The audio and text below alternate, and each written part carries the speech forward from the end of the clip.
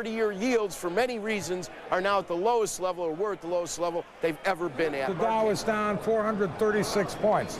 I don't know whether all 500 of the S&P stocks are open. It is down 47 3/4. Yes, good morning. Buying opportunity. I do think this is a buying opportunity, but again, it depends upon your risk tolerance level and your time horizon. I mean, it's possible as we see multiples continue to contract that this market falls further. But at some point, we're going to see a stabilization and just a tremendous snapback.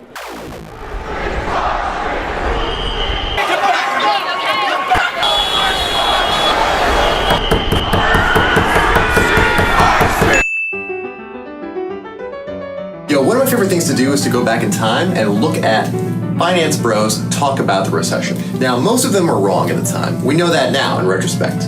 But the question is, in what way were they wrong? The 2007 financial crisis and following recession affected each of us differently. To illustrate this point, let's start by looking at the poor, the bottom 20% of income earners.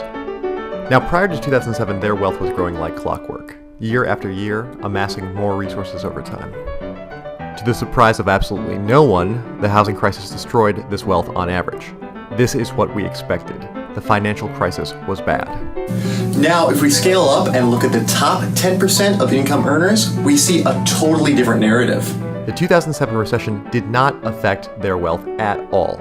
In fact, the Bush Sr. and Clinton administrations were more of a disaster for the wealthy than the financial crisis. Why did this happen? Why did the financial crisis destroy the wealth of the poor, but not the rich?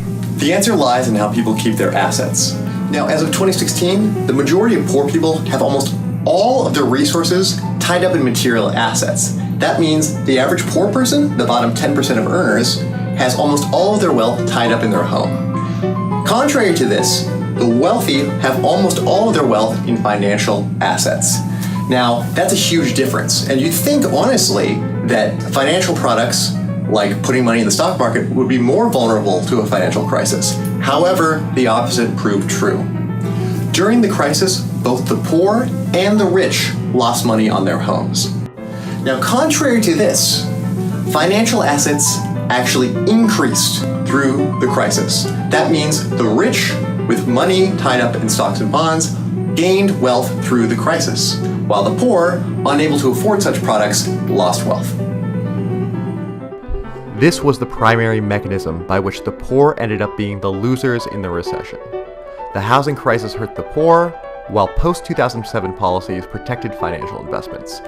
This benefited the already wealthy. The crisis punished people that couldn't afford financial products and rewarded those that could. It's important to remember that the outcome of this crisis was not an accident. Voters were given a choice between two competing ideologies, armed with a $700 billion stimulus package allocated by Congress. We have to come together as Democrats and Republicans to pass a stimulus plan that will put money in the pockets of working families and safeguard the life savings of all Americans by protecting our financial system and capital markets. Despite differing rhetoric between the two candidates, the result was the same. Obama failed in his mandate by delivering identical policies to what a corporate Republican would have produced.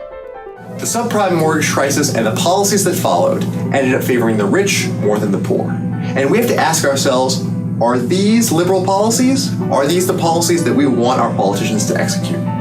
Look, we all love Barrio. We love his jump shot. We love his tan suits.